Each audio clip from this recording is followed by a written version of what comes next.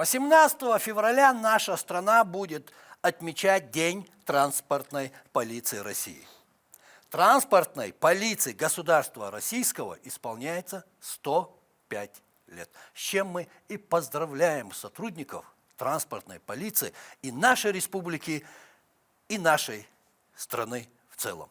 Всех вам благ, ребята. Удачи. С праздником. Ассаламу алейкум. Добрый вечер, дорогие друзья. Это программа «Актуальная тема» на телеканале «Войнах». И заместитель начальника Грозненского линейного отдела МВД России на транспорте, начальник полиции подполковник Рамзан Белалов. Маршал. Да, маршал. И сразу, переходя к нашему разговору, примите наши поздравления. Спасибо. От меня лично и от нашей телерадиокомпании «Войнах». И мой первый вопрос. Вот скажите мне, Рамзан, успехи транспортной полиции МВД России по Чеченской Республике, скажем так, да? Да. Какие они? Как работает Грозненский линейный отдел МВД России на транспорте? Каким он был 2000 последний год для нашей транспортной полиции? Прошу. Да, конечно, вы, как вы заметили, 2023 год, он у нас, ну и как и все, наверное, предыдущие годы, он для любых сотрудников полиции, я имею в виду для всех наших органов власти, выдался нелегким, в том числе и в наше направление, потому что за прошедший год нами было выявлено порядка 200 преступлений на объектах транспорта, с которых по раскрываемости у нас 100%, то есть нераскрытых преступлений у нас нет. 100% итог. Раскрываемость. Так точно, да. Прекрасно. Есть преступления, выявлены на приоритетных направлениях, то есть имеется в виду, это деятельность, это как борьба в сфере экономической деятельности и коррупционной направленности, в сфере незаконного оборота оружия, незаконный оборот наркотических средств.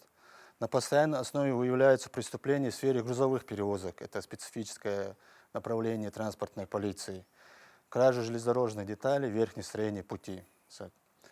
Ну и самый главный, на мой взгляд, наверное, это успех, положительный, как сказать, результат нашей работы за предыдущий год. Это то, что благодаря тем мероприятиям, которыми нами были проведены, проводятся и будут проводиться, за предыдущий год наши пассажиры, то есть проехали без проблем, обеспечена была полная безопасность наших пассажиров. Это я могу подтвердить. Для нас это стопроцентная задача, стопроцентный, как говорится, успех. Это я могу подтвердить, так как в последнее время самому пришлось побывать в командировке, это все увидеть. Прошу, прошу. Ну, в том числе и наших пассажиров, и гостей, прибывающих в республику. Для нас это тоже очень важно, потому что, как так сказать, первыми, кто встречает наших гостей, это являемся мы, сотрудники транспортной полиции. На вокзалах, в аэропортах они видят полицию первую нас. Поэтому мы, соответственно, стараемся соответствовать поставленным задачам, ну, и больше уделять внимание. Но основным звеном в обеспечении безопасности на объектах транспортной инфраструктуры, конечно же, является сплоченность нашего коллектива, профессионализм коллектива. Я хотел бы сказать, что это в первую очередь заслуга нашего руководителя, кавалера ордена Кадырова Алия Ивановича Тагирова, который изначально стоял, можно сказать, у истоков восстановления нашей республики и даже, можно сказать, участвовал в этом восстановлении, который верен делу Ахмад Хаджи, был всегда рядом и знает, как правильно поставить, как сделать все, что правильно, да, сделать все, что правильно для нашей республики. Под его руководством и поддержкой нашего главы Рамзана Ахматовича, конечно, безопасность на транспорте нами будет обеспечиваться, она нами обеспечивается, ну и в дальнейшем будем продолжать в том же ракурсе. Вот это самое главное. Спасибо вам за это. А что значит служить транспортной полиции? В чем заключается основная работа транспортной полиции? Ну, основная работа транспортной полиции, это, как я уже сказал, обеспечение безопасности жизни и здоровья граждан. Да, ну а еще? Ну, а так, конечно же, это противодействие преступности, как и в территориальных органах МВД. Мы боремся с преступностью на объектах транспорта. В частности, в нашем случае это железнодорожный и авиационный транспорт. в иногородних городах, в других субъектах, где есть водное сообщение, там, соответственно, есть водный отдел. У нас водного сообщения нет, мы ограничиваемся авиа и ЖД. Я вот поэтому хочу, Да, чтобы да. вы эти акценты выставляли, Разграничивать. чтобы наши телезрители знали, а что значит служить в транспортной служить- полиции? Чем отличается служба в транспортной полиции от других направлений МВД? Есть своя специфика, Ламер. Прошу. Есть своя специфика. Допустим, когда к нам попадают люди, ну, так сказать, сотрудники, работавшие в территориальных органах, и потом по долгу службы к нам переводятся, они, соответственно, поначалу видят эту специфику. Есть разнообразие, есть другое. Допустим, сопровождение пассажирских поездов. Вы, наверное, в поезде все ездите, видите. Наряды ППС осуществляют сопровождение пассажирских поездов. На территории, соответственно, пассажирские поезда иными сотрудниками не сопровождаются. Это основной момент. Плюс служба несется на вокзалах, на аэровокзалах, комплексно аэровокзал, то есть аэропорт, вокзал. Ну и плюс, конечно же, борьба с преступностью общеуголовной и экономической направленности. Это уже у каждого на объектах транспорта есть свои объекты. То есть есть вокзал железнодорожный, допустим, у него есть свои работники вокзала. Есть вагонный участок в железнодорожном транспорте, объект. Он, соответственно, занимается перевозкой пассажиров. То есть вы, наверное, видели, проводницы, начальники поезда.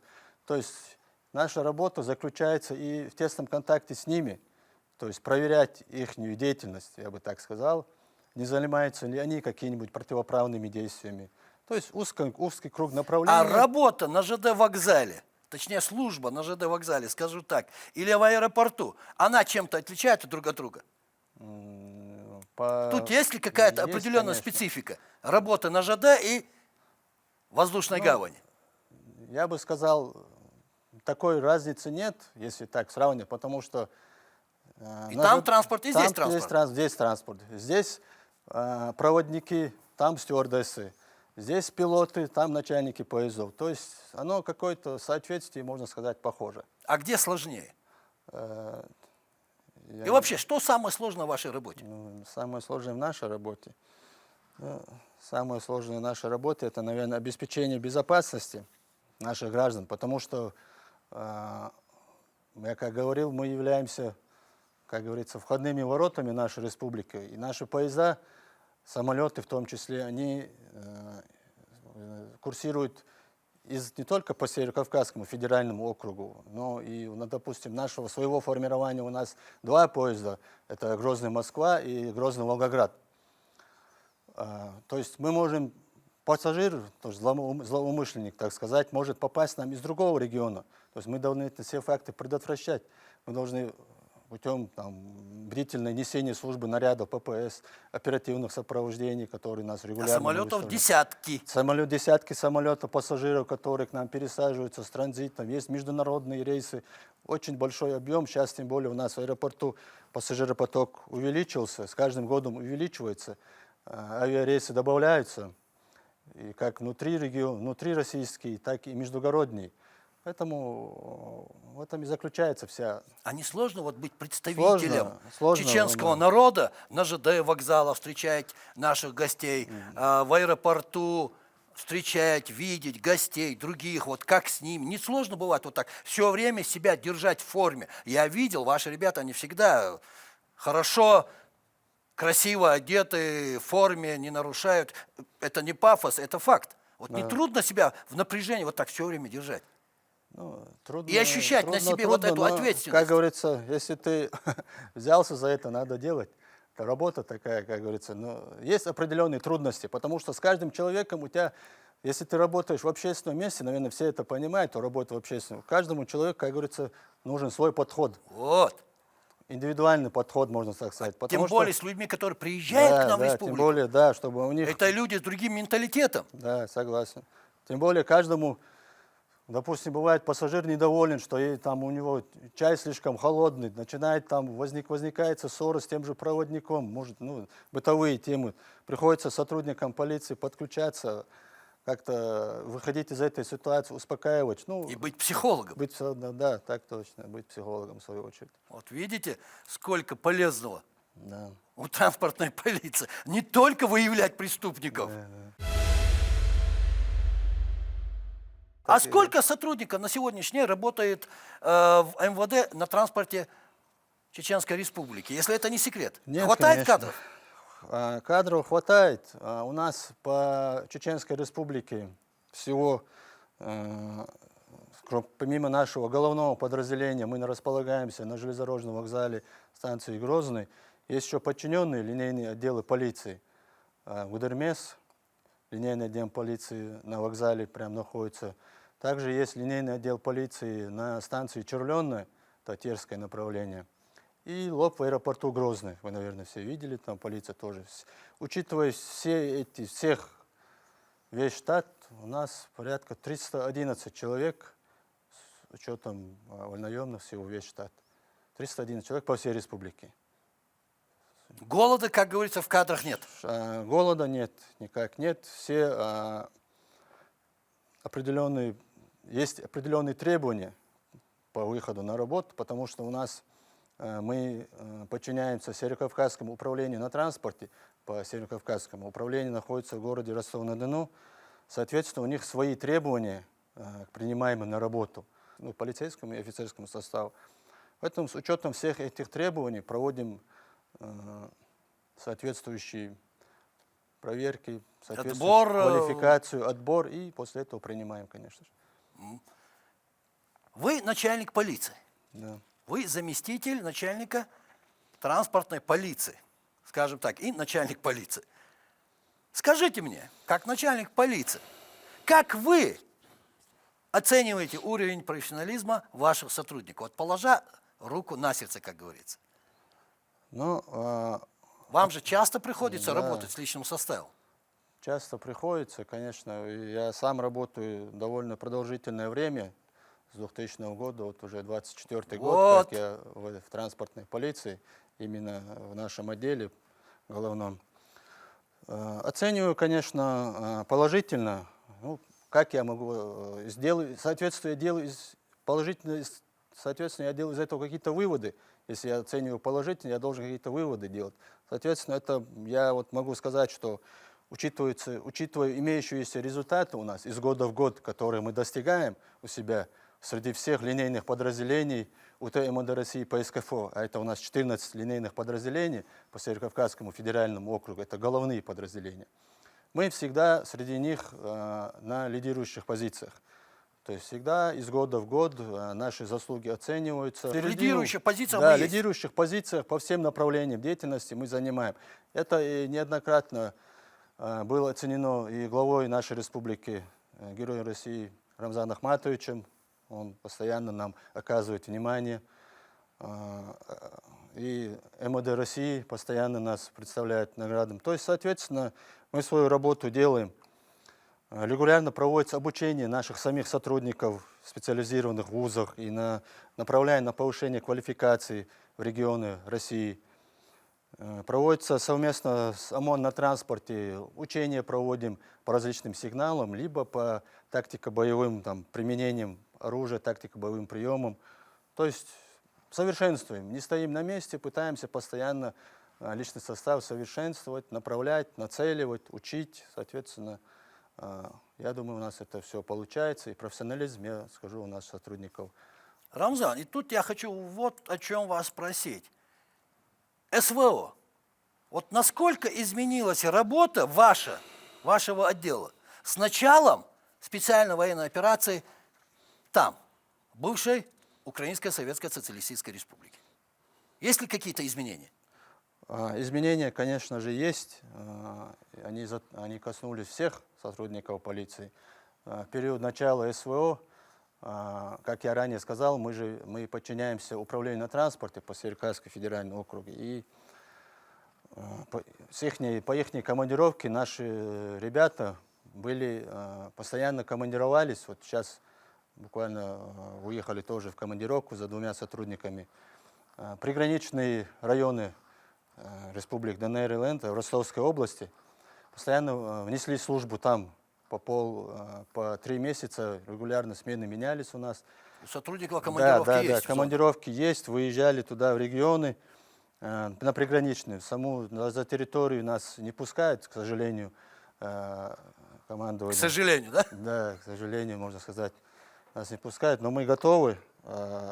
Хочу твердо на этом сказать. Наш руководитель Лювайсич, нас постоянно, наш глава республики, мы его все слушаем, все, несмотря на то, что мы в курсе, что все в республике происходит, в нашей стране, мы как бы в самом эпицентре, мы в любое время готовы по первому приказу нашего главы. Смотрите, выехать. может кто-то сказал бы, к сожалению, меня домой не пускают, а наш сотрудник говорит, к сожалению, меня не пускают Да, могу так на сказать. СВО. Это не только мои слова, это наши сотрудники, они готовы, перепроверяли. Я же говорю из-за этого, то, что мы постоянно тренируемся, как бы проходим обучение, готовы. К сожалению, время нашего эфира заканчивается, и я хочу вот что у вас спросить. Вот в каком виде транспорта у нас в республике меньше всего совершается преступлений? И какие это преступления в основном? Ну, если смотреть, какие Какой вид преступления, транспорта является лидером, скажу так? ну, лидером по пассажирам, по перевозкам, конечно, лидером является у нас авиационный транспорт, потому что у нас больше рейсов. К сожалению, у нас железнодорожным транспортом меньше передвигается, потому что меньше сообщений. Но сейчас, на данном этапе, как раз будет тему, на данном этапе, при поддержке нашего главы, у нас восстанавливается новый железнодорожный вокзал.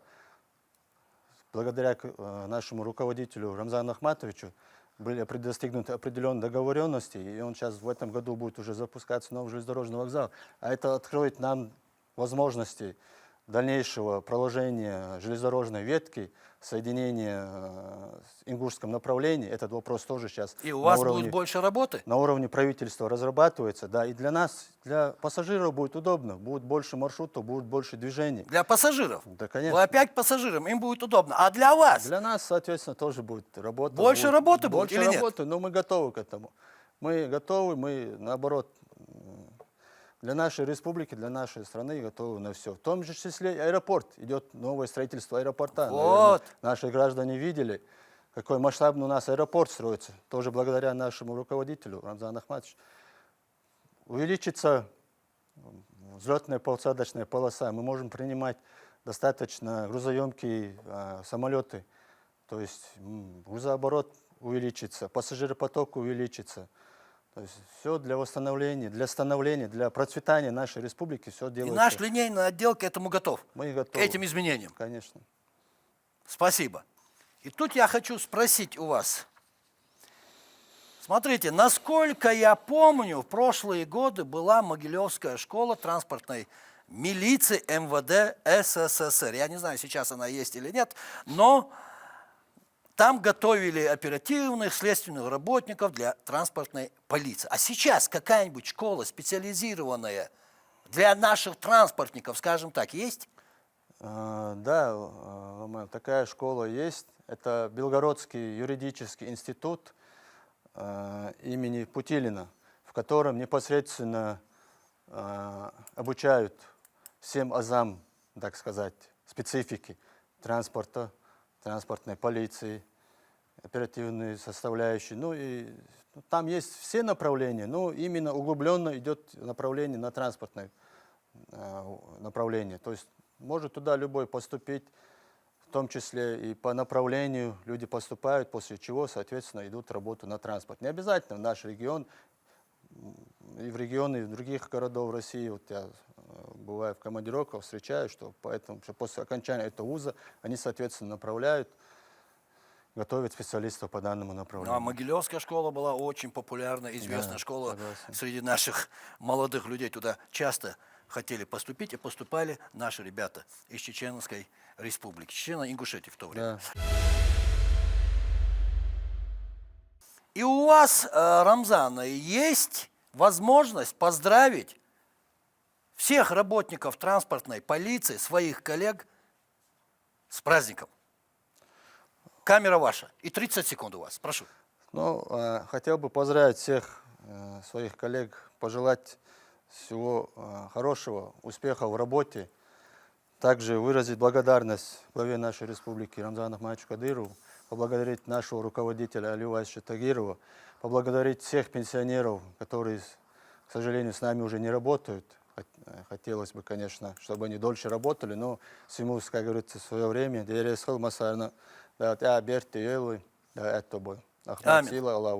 Амин. Спасибо. Спасибо, что пришли и ответили на наши вопросы, высказали свое мнение. С праздником вас!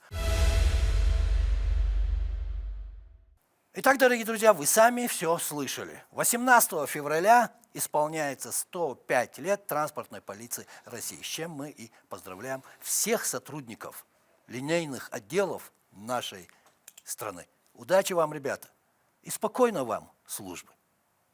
Это была программа «Актуальная тема» на телеканале «В войнах». И заместитель начальника Грозненского линейного отдела МВД России на транспорте, начальник полиции, подполковник Рамзан Билалов. И напоследок, друзья, не болейте, будьте здоровы.